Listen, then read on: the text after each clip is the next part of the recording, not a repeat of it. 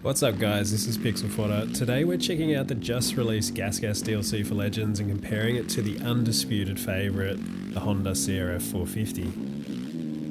Before we get started, let's just talk about the difference between the manufacturers. Now the developers explicitly said all bikes are exactly the same power-wise, but the difference is, and why people prefer one bike over the other, is actually due to the model's geometry of the frame, which affects its handling in different ways across the brands. The Honda, being the preferred bike of many, also has a mainspring preload quirk, that's a direct quote from the developer, thanks to its model geometry, and this gives it that lighter, more flickable feeling that people really like.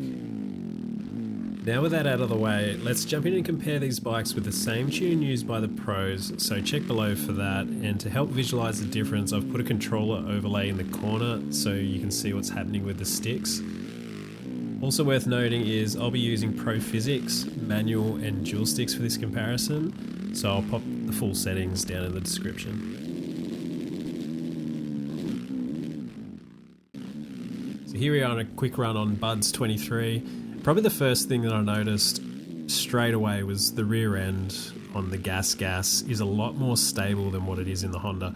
So the one thing that makes the Honda really fun is that flickability, and it feels like you can get it out sideways pretty easy. But on the Gas, it's probably if Honda and Yamaha had a baby and this was the result.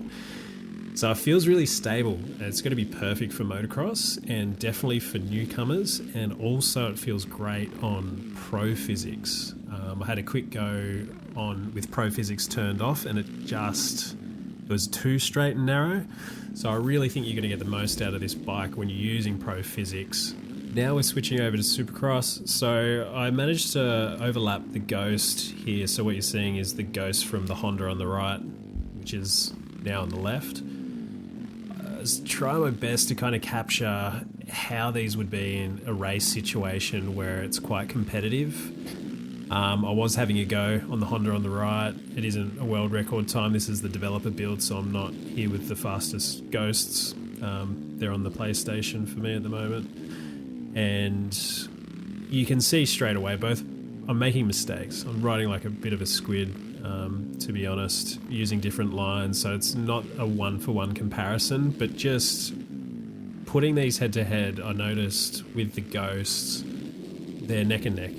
It's going to really come down to whether you feel like that rear end, the steering is really too heavy for you or not, but I mean, I love it, so I'm sure you're going to get some fun out of it too.